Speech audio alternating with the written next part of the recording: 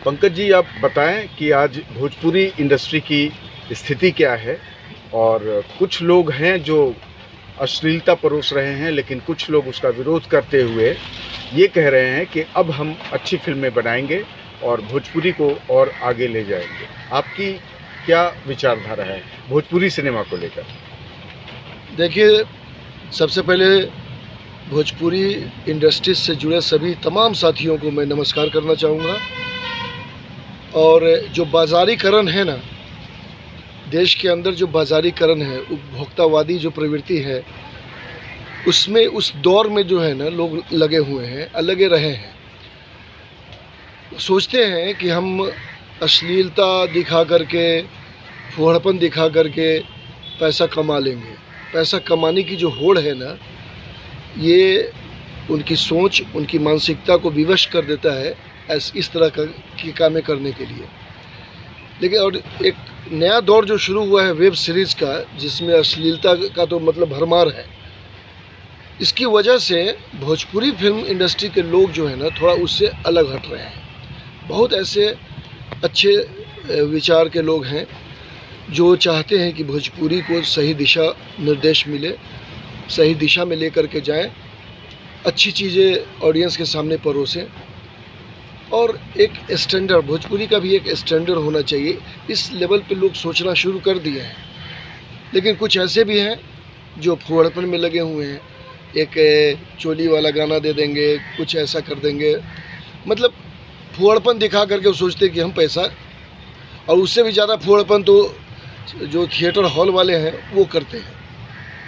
भोजपुरी की जगह पे कोई और चीज़ लगा देते हैं बीच में, मतलब पूरी तरह से करप्ट, जो कहते हैं करप्ट मानसिकता जो कहते हैं ना, वो फैल रहा है, लगातार फैलाते रहे हैं लोग। लेकिन कुछ ऐसी बहुत सारी फिल्में अभी बन रही हैं। हाल ही फिलहाल एक फिल्म मैं किया था प्रदीप भैया का, माई बाबू का आशीर्वाद। तो उसमें हीरोइन के बाप का कोई और कर रहा था, शायद वो नहीं कर पा रहा था, तो अचानक मेरे को उसके राइटर मनोज सिंह डायलॉग लिख रहे थे, तो उन्होंने कॉल करवाया तो पहुंच गया और कर दिया। अच्छा, बहुत ही साफ़ सुथरी फिल्म, इसमें चिंटू हीरो है, बहुत अच्छा परफॉर्मर है चिंटू, बहुत अच्छा। अब बहुत अच्छी फिल्म बनी है। चिंटू जी का परफॉर्मेंस बहुत ही लाजवाब है। तो ऐसी सोच वाले लोग भी आ रहे हैं इंडस्ट्री में और अच्छा काम कर रहे हैं।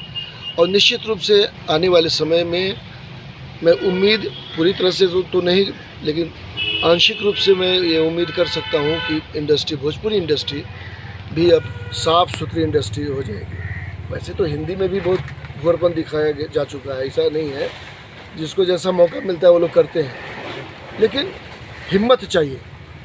अगर आप के अंदर हिम्मत है, गट्स है और विजुअलाइजेशन है आपके अंदर में, और आप टैलेंटेड हैं आप, तो आप कुछ भी परोसिए, आप बेहतर करके दिखाएंगे और अच्छा काम करेंगे और इंडस्ट्री को एक मुकाम दे सकते हैं आप। मैं यही रिक्वेस्ट करूंगा लोगों से कि अच्छा काम कीजिए, अच्छी चीज़ों को दर्शकों के सामने लाइए। बहुत बहुत थैंक यू। सुपर स्टार जो हैं आज भोजपुरी इंडस्ट्री में, और जहां नंबर 1 पर बने रहने की होड़ है, आपको क्या लगता है कि खेसारी हो, निरहुआ हो, या पवन सिंह हो, या चिंटू पांडे हो, या कल्लू जी हो, आपके हिसाब से आपका क्या नज़रिया है नंबर 1 पे एक एक्टर के होने का? भाई, जिसको दर्शक का ज़्यादा प्यार मिल रहा है, जिसको दर्शक सबसे ज़्यादा चाह रहा है, वो नंबर 1 है। सीधी सी बात है। और दर्शकों की चाहत ही आपको स्टार बनाता है। सर्व मतलब हर तरह से देखा जाए तो दर्शक मेन हीरो है, नंबर 1 दर्शक है, उसके बाद ही कोई है। वो दर्शक ही किसी को उठाता है, किसी को नीचे गिराता है। तो ये कहना ये है कि कौन नंबर 1 है, कौन ये है, वो तो रेटिंग वगैरह होता है तो उससे आपको पता चल जाएगा कि नंबर 1 पे कौन है। जो स्वयं दावा करते हैं कि मैं नंबर 1 हूँ, उनके बारे में आपकी क्या राय है? दावा तो बहुत करते हैं लोग, और दावा क्या, पैसा दे करके प्राइज़ भी, पुरस्कार भी प्राप्त करते हैं। ऐसे भी बहुत लोग हैं। ये सब ख़त्म नहीं होने वाला है। इसी में अपने आप को साबित करना है, अपने टैलेंट को साबित करना है।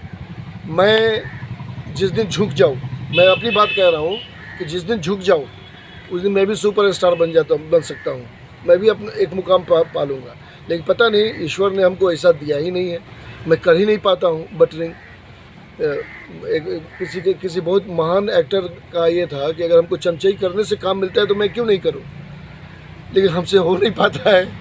आपका इतिहास हाँ। तो रंगमंच का रहा है, आप रंग कर्मी रहे हैं। रंग कर्म में जो जीवन आपने दिया और जो त्याग तपस्या जो बलिदान दिया रंग कर्म में, क्या वो जगह वो फीलिंग वैसा कुछ आपने महसूस किया भोजपुरी फिल्म इंडस्ट्री में? नहीं, कभी नहीं। रंगमंच को तो मैं सलूट करता हूँ, उसमें मैं जिया हूँ और अभी भी जी रहा हूँ। ऐसा नहीं है, मौका मिलेगा, ऐसी व्यवस्था बनेगी तो मैं फिर रंगमंच शुरू करूँगा। मेरा तो समझिए कि रंगमंच से अलग हटना एक पेनफुल है मेरे लिए। और वो जो आत्मसंतुष्टि, वो जो अपनत्व, वो जो डेडिकेशन, कुछ नहीं। वहाँ तो अपना तन मन धन से हम लोग जुड़े थे, यहाँ तो धन प्राप्ति के लिए आए हुए हैं कि हम धन कमाएं। यहाँ तो बिजनेस कर रहे हैं, ये तो सेल्फ बिजनेस है यहाँ। वहाँ रंगकर्म सही मायने में एक प्रोग्रेसिव विचारधारा को लेकर के हम लोग रंगमंच करते रहे हैं और मौका मिलेगा तो लगातार करते रहेंगे। मैं तो चाहूँगा कि मैं एक्चुअल में अपने आप को रंगमंच का ही समझता हूँ, रंगमंच में ही मैं फिट हूँ। अगर देखा जाए तो मैं अपने आप को इस रूप में देखता हूँ। पता नहीं लोग कैसे क्या सोचते हैं, लेकिन मैं रंगमंच से अलग नहीं हो पाया हूँ, मैं उसी में जीना चाहता हूँ देखा जाए। मुंबई फिल्म इंडस्ट्री में या फिल्म इंडस्ट्री में आए हुए आपको लगभग 30 वर्ष होने को आए। नहीं 20 वर्ष। हाँ। इन 20 वर्षों में आपने क्या कुछ नया किया, क्या कुछ नया देखा, क्या कुछ नया समझा? आपके हिसाब से यहाँ कैसी तब्दीली की गुंजाइश है? देखिए, सबसे पहली बात कि जो यहाँ का पेमेंट सिस्टम हो गया बाद के दिनों में, बालाजी टेलीफिल्म के आने के बाद जो तरीका ये लोग अपनाए हैं वो बहुत ही गलत है, निहायत ही गलत है। कि अभी आप काम कीजिए और 3 महीने के बाद आपको पैसा देना। पहले क्या था, पर डे काम किए, शाम को पैसा मिल गया, घर पे आ गया। आजकल वो स्थिति नहीं है। अभी काम कीजिए, 3 महीने के बाद पैसा मिलेगा और उसके बाद भी स्ट्रगल करना पड़ेगा। उसके बाद फिर मांडोली करवाते हैं लोग, बोलते हैं कि इतना % ले लो, इतना % ले लो। ये बहुत ही घटिया चलन चल रहा है। क्लाइमेक्स तो ये है कि आजकल ये एग्रीमेंट हो रहा है कि पहले होता था कि आफ्टर शूट 30 डेज, अब हो रहा है कि आफ्टर टेलीकास्ट 30 डेज। ये कहाँ का भैया? अब वो टेलीकास्ट नहीं हुआ, आपको चैनल से झगड़ा हो गया, मान लीजिए किसी कारण बस झगड़ा हो गया आपका टेलीकास्ट, तो मेरा पैसा गया, मेरा मेहनत गया, आपको पैसा नहीं मिलेगा। आप तो हाथ उठा देंगे कि भैया मैंने तो एग्रीमेंट में लिखा था कि आफ्टर टेलीकास्ट जो है सो कि 30 डेज, टेलीकास्ट हुआ ही नहीं तो मैं कहाँ से पैसा दूँ? सीधा बच जाएंगे। मतलब पूरी तरह से देखा जाए तो आर्टिस्ट को ही कुचला मसला जा रहा है इंडस्ट्री के अंदर में। मतलब आज भी कुछ कलाकार ऐसे हैं जिनको मुंह मांगी रकम उनके हिसाब से मिलती है। हाँ। और बाकी ऐसे कई लाखों कलाकार हैं जिनको उनके हक का पैसा आज भी नहीं मिलता। क्या वजह हो सकती है? बस वही, जो हिट है वो फिट है, जो हिट है वो अपने ढंग से इनको लेता है, बढ़िया से बजाता है इन लोगों को। तो ये लोग जो है कि देते भी हैं, झक मार के देते हैं, क्योंकि वो पब्लिक फिगर बन गया है। आप अपने आप को इस माहौल में कितना फिट पाते हैं? इस माहौल में तो हम फिट ही नहीं हुए अभी तक। सच्चाई ये है कि मैं अभी तक फिट ही नहीं हुआ हूँ। जिस दिन हिट होऊंगा उस दिन फिट हो जाऊंगा, उस दिन फिर हमारे हिसाब से चलने लगेंगे लोग। लेकिन अभी भी ऐसा नहीं है। कई लोगों का मैं पैसा दिलवाया हूँ, कई लोगों के लिए मैं लड़ा हूँ। अपना पैसा भले ही मैं नहीं निकाल पाया, अभी तक मेरा 5,000 10,000 कहीं कहीं फंसा हुआ है, नहीं बोल पाता हूँ। लेकिन दूसरे के पैसे के लिए मैं लड़ा हूँ और दिलवाया हूँ, ऐसा नहीं है कि नहीं दिलवाया हूँ। उन कलाकारों का जिन्होंने काम किया और उनको पैसा नहीं मिला और इस कोविड की स्थिति में उनकी माली हालत बहुत दयनीय हो गई, क्या ऐसा क्या किया जाए कि उन लोगों का जिनका बकाया पैसा है उनको वो निर्माता उनको पेमेंट दे? क्यों नहीं सोचते निर्माता इस बात पर? देखिए, एक चीज़ बता रहे हैं, इस कोविड दौर में हमारा सिंगटा, मैं सिंगटा का आर्टिस्ट हूँ, बहुत हेल्प किया है। हर फेडरेशन वाले अपने वर्कर्स को, अपने इसको काफ़ी आर्थिक मदद किए हैं, राशन से मदद किए हैं। जो भी कलाकार क्राइसिस से उबारे हैं, जिंदा रखे हुए हैं, ये सिंगटा को इसके लिए हैट्स ऑफ। और बाकी भी जितने ऑर्गेनाइजेशन हैं उनको भी हैट्स ऑफ। जो और सलमान जी हैं, अक्षय कुमार साहब हैं, सोनू सूद साहब हैं, कई ऐसे लोग हैं, अमिताभ बच्चन साहब हैं। ये सारे लोग किसी न किसी रूप में आर्थिक मदद या राशन का मदद आर्टिस्टों को पहुंचाते रहे हैं। तो अभी भी हमारे बीच, हमारे इंडस्ट्री में ऐसे लोग हैं जो हमारा ख्याल रख रहे हैं और बचा रहे हैं, लेकिन ये क्षणिक है। एक संपूर्णता में जो है ना, एक विकास होनी चाहिए। संपूर्णता में लोगों को देखना चाहिए कि काम शुरू हो। काम अब यहाँ की गवर्नमेंट जो है कि काम ही बंद कर दिए, 4 बजे तक खोल करके, उसके बाद यहाँ ना शूटिंग चल रहा है। यहाँ की शूटिंग जो गुजरात में, गोवा में, इधर उधर शूट हो रहा है, मुंबई में नहीं हो पा रहा है। हालत ख़राब है आर्टिस्टों का।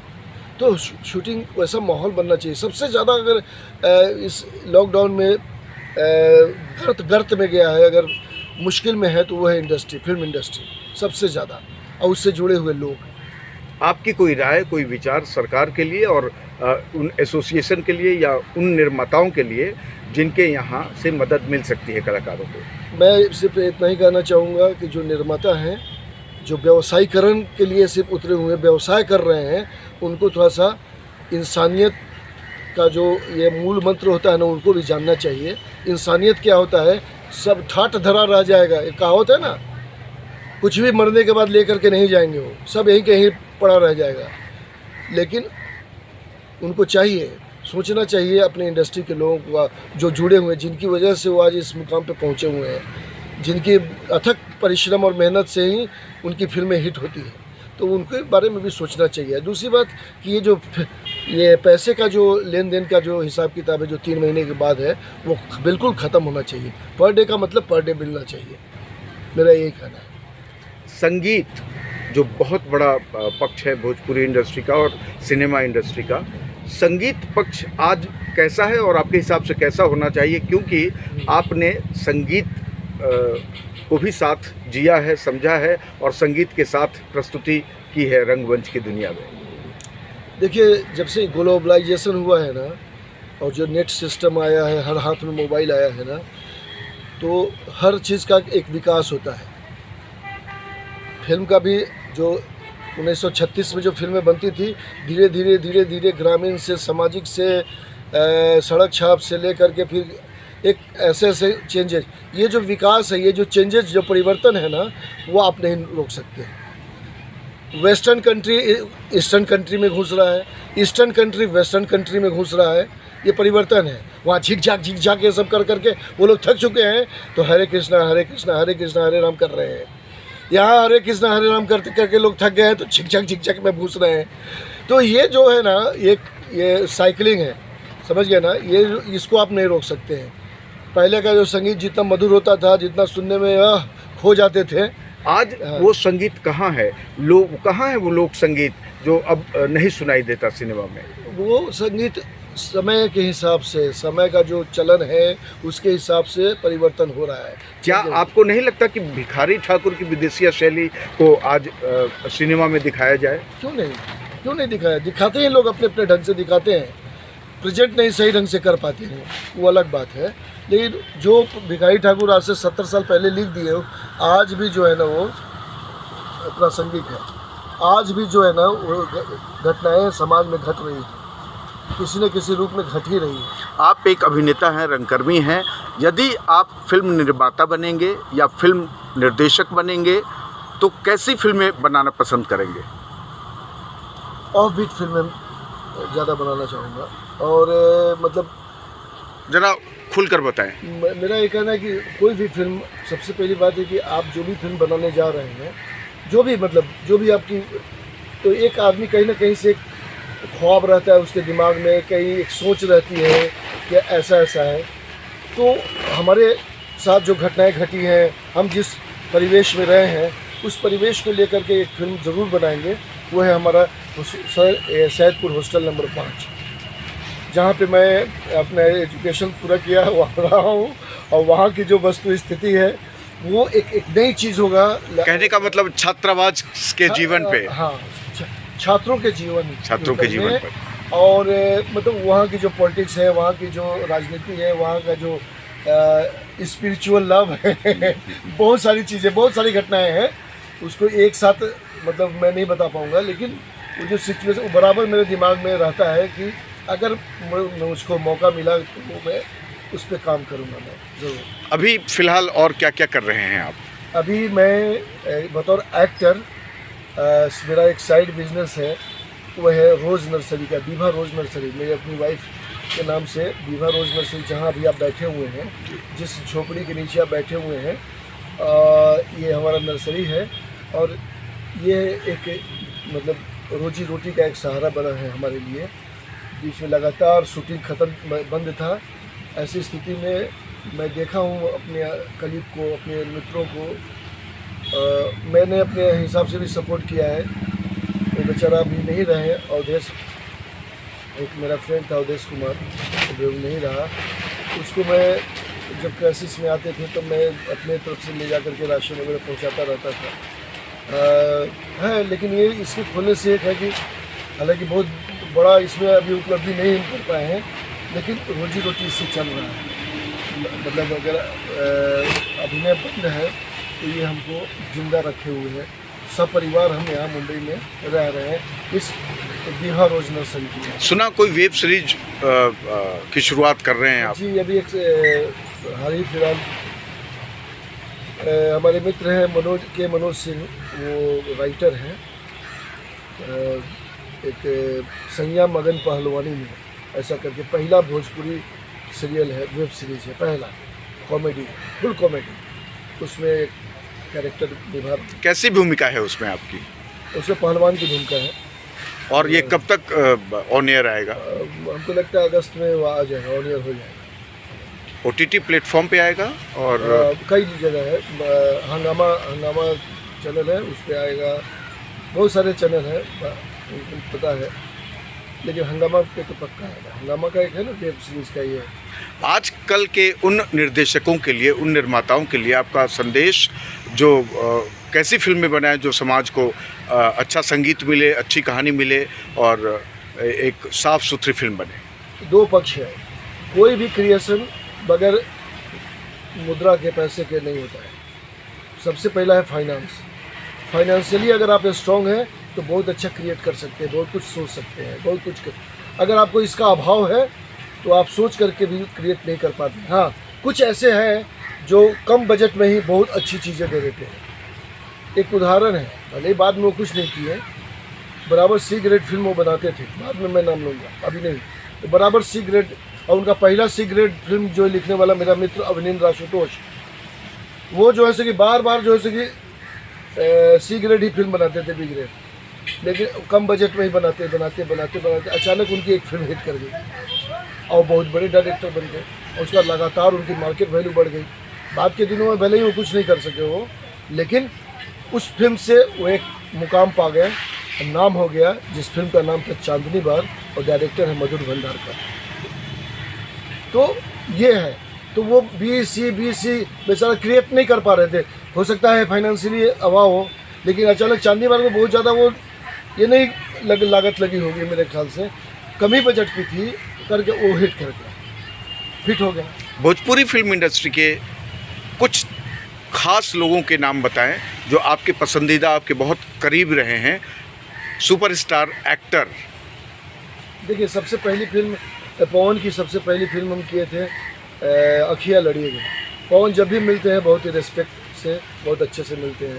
तो उनका अपना जाति व्यक्तिगत क्या है उनका हम उससे मतलब नहीं, लेकिन वो बहुत ही ऑनेस्टली हमसे मिलते हैं।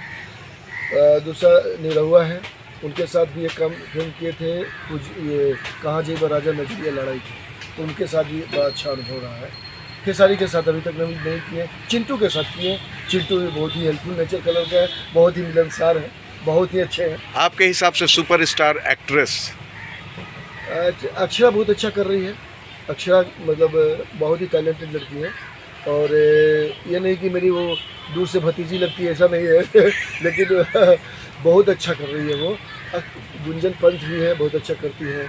बहुत सारी हैं जिनका हम नाम नहीं ले पा रहे, नहीं बहुत सारी आई हैं। सफल निर्देशक आपकी नज़र में? भाई राजकुमार पांडे जी भी हैं, आपको बाली है, बलकार सिंह बाली, 2-3 और नाम है, मतलब हैं, बहुत लोग हैं, अच्छा मतलब कर रहे हैं। सर्वश्रेष्ठ संगीतकार? भोजपुरी में जी। बीच में तो ये थे धनंजय जी थे, जो नहीं रहे। नहीं रहे बेचारे, बहुत चाचा भतीजा में वो बहुत किए थे, बढ़िया। बहुत अच्छा, मतलब बहुत लगन से काम करते थे। एक मधुकर भी है बहुत अच्छा, वो भी